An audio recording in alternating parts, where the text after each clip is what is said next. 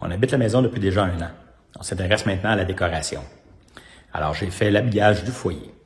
On regarde ça. Tout autour du foyer, je vais installer de la céramique. Pour commencer, j'installe les moulures. Pour fixer les moulures, j'utilise la brocheuse T50 avec des broches de 5/8 de pouce. Ça me permet de positionner les moulures grossièrement.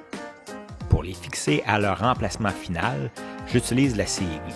Pour couper les moulures d'aluminium, j'utilise ma scie à onglet. J'aime bien couvrir la moulure avec un morceau de bois. J'aide à éviter que la moulure qui est trouée accroche et se déplace lors de la coupe. Avant de commencer à coller, je coupe les tuiles que je peux couper à l'avance. Pour couper les tuiles, j'utilise une tranche à céramique. Elle peut couper les tuiles d'un peu plus de 24 pouces. J'ai planifié l'installation de mes tuiles de manière à ne pas avoir de coupe avec un coin intérieur dans une tuile. De cette façon, je peux utiliser seulement la tranche, pas de grinder ou de scie à céramique. Avant de commencer à étendre de la colle, je protège le plancher avec un bon papier résistant avec un côté plastifié. Ensuite, je mélange un peu de ciment-colle. Je ne mélange pas toute la quantité de poudre d'une poche. De toute façon, je ne serai pas en mesure d'étendre tout ce ciment-colle avant qu'il ne commence à prendre. Alors, j'essaie de respecter le ratio eau-poudre du fabricant, mais surtout, j'essaie d'obtenir une consistance suffisante pour maintenir les carreaux au mur sans qu'ils ne glissent. Je débute mon installation avec les tuiles que j'ai coupées à l'avance, c'est-à-dire celles dont la dimension ne changera pas en fonction de l'emplacement des autres tuiles. Je n'ai donc pas coupé à l'avance les tuiles qui touchent au mur, à gauche, ni celles qui touchent à la moulure, à droite, et pas plus celles qui touchent au plancher. Maintenant que les premières tuiles sont en place, je connais les dimensions exactes des autres tuiles.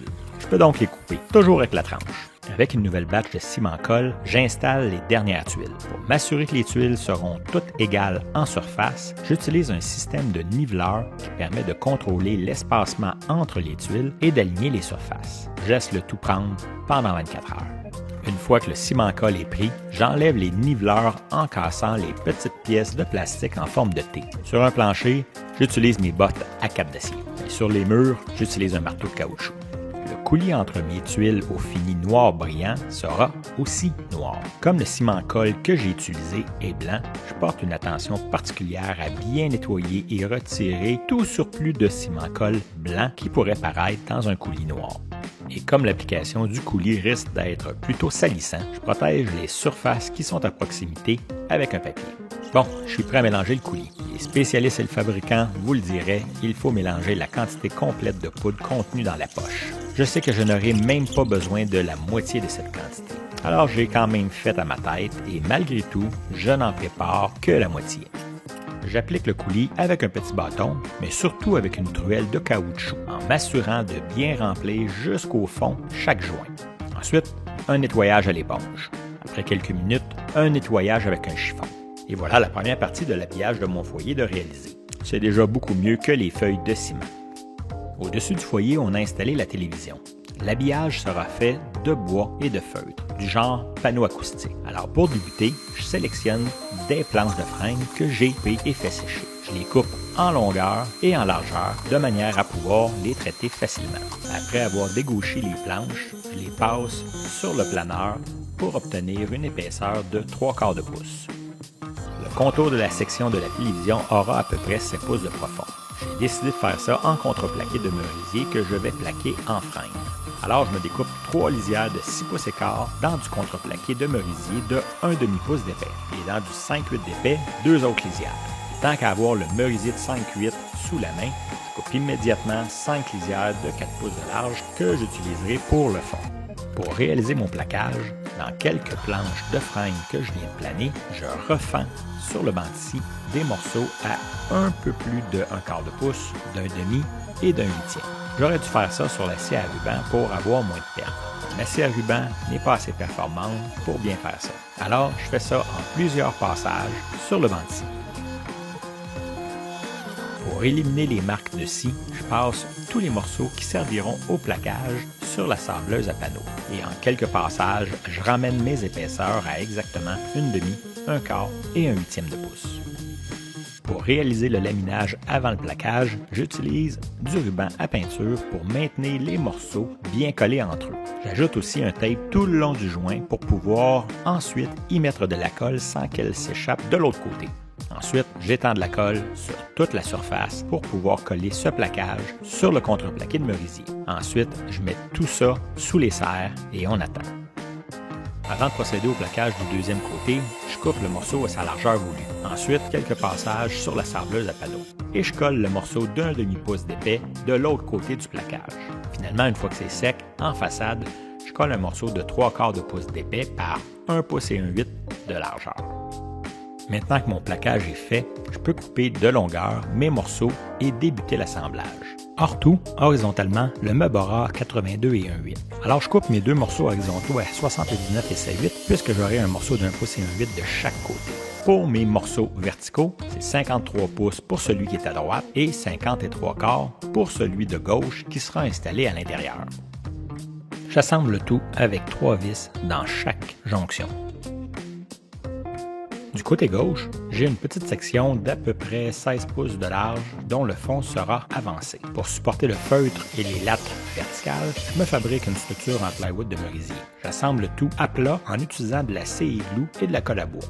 Ensuite, je coupe ça à la dimension exacte et d'équerre. Finalement, en prévision de l'installation, je fais des trous, des pocket holes, pour que cette structure puisse être fixée à la grande structure. Maintenant que le contour est monté, je suis en mesure de connaître la dimension de chaque petit morceau vertical. Mais avant, il faut les couper de largeur. Tous mes morceaux de bois verticaux auront 1 pouce et 1/8 de large. Alors sur le banc-ci, je coupe en largeur ces morceaux à peine un peu plus larges qu'1 pouce et 1/8. Pour éliminer toute trace de scie, je passe tous ces morceaux sur la sableuse à panneaux pour les ramener à exactement 1 pouce et 1/8 de large. Je peux maintenant couper mes lattes verticales à leur longueur finale. Je fais ça avec le gabarit de coupe sur le banc-ci et je coupe la quantité nécessaire de chaque longueur de latte verticale. Bon, tout est prêt à être sablé. Alors, je démonte tout ça. Avant de sabler, dans la tablette du haut, je veux une bande de LED intégrée. Alors, sur le banc-ci, un passage à la fois, je réalise l'encoche, la groove qui me permettra d'installer le profilé d'aluminium à 1 pouce du fond de la tablette. Sablage. Un sablage à 80, ensuite avec du 120 et du 180. J'asperge d'eau pour faire lever le grain du bois et je fais un dernier sablage de finition à 180. Finalement, un petit coup de balieuse pour enlever la poussière qui pourrait y être. Pour la finition, je fais ça avec de l'huile Rubio Monocoat Pure. J'étends l'huile, j'attends que ça pénètre pendant à peu près 5 à 10 minutes. J'enlève le surplus d'huile qui n'a pas été absorbé par le bois, j'essuie et je polis ça comme il faut pour avoir une finition uniforme. Ah oui, et je me débarrasse de manière sécuritaire de tous les essuie-tout d'atelier qui ont été imbibés d'huile, parce qu'il y a un risque de combustion instantanée. Pour réassembler le tout, j'ai besoin d'aide. Alors François est venu m'aider et assez rapidement, on réassemble le tout et on met ça bien d'équerre. Du côté gauche, le fond est avancé. Avant d'installer le support du fond, on colle sur ce support les panneaux de feutre noir. Pour coller ça, un peu de scie glue et d'activateur.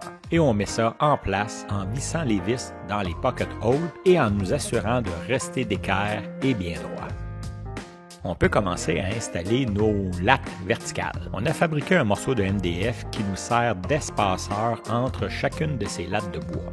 Malgré tout, j'ai calculé à l'avance l'emplacement de chaque vis et de chaque latte de bois. À chaque installation, on valide qu'on arrive bel et bien à la bonne place. Il fallait vraiment être deux pour faire ça. François, en arrière, perce et visse chaque vis, alors que moi j'installe la latte en utilisant le spacer et en validant que tout arrive à la bonne place. On est prêt pour la grande partie. Dans un premier temps, on installe les feutres dans le fond. Les premiers morceaux de feutre de 24 pouces par 32 pouces n'ont pas besoin d'être coupés. Tous les autres devront être coupés. Pour fixer ces morceaux de feutre, en attendant l'installation des lattes de bois verticales, un peu de scie glue, mais seulement là où c'est nécessaire. On a réussi à faire la petite partie de gauche. Il y avait seulement 8 morceaux. Au-dessus de la tablette, c'est maintenant 36 morceaux. On installe ça avec la même technique. Et on y arrive aussi. Finalement, l'installation des lattes du bas. Le niveau de difficulté est encore un peu plus élevé. C'est le même nombre de lattes, mais leur installation doit aussi être alignée sur les lattes du haut. Et en plus, certaines lattes sont coupées en deux. Mais on y arrive. Avant de pouvoir installer ça, il ne reste qu'à permettre le passage des fils. Pour les prises électriques et de réseau, j'ai prévu un grand rectangle derrière la télévision. On coupe donc le feutre avec un couteau utilitaire. Mais pour passer et ne pas voir les fils de la barre de son, on fabrique un canal avec la toupie. Ça y est, c'est le moment de vérité. J'espère ne pas m'être trompé dans les mesures. Avec l'aide d'une autre personne, on réussit à installer ça et ça fit.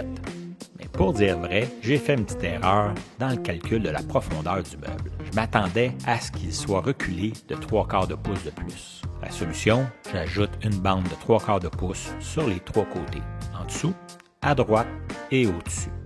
Et voilà. Pour installer la télévision, on réinstalle le support de la télé à peu près à la même place qu'avant, en m'assurant par contre de mettre des vis d'ancrage assez longues pour être en mesure de fixer le support de la télévision dans le meuble, mais aussi et surtout dans les montants de bois du mur derrière le meuble. Et voilà le résultat final.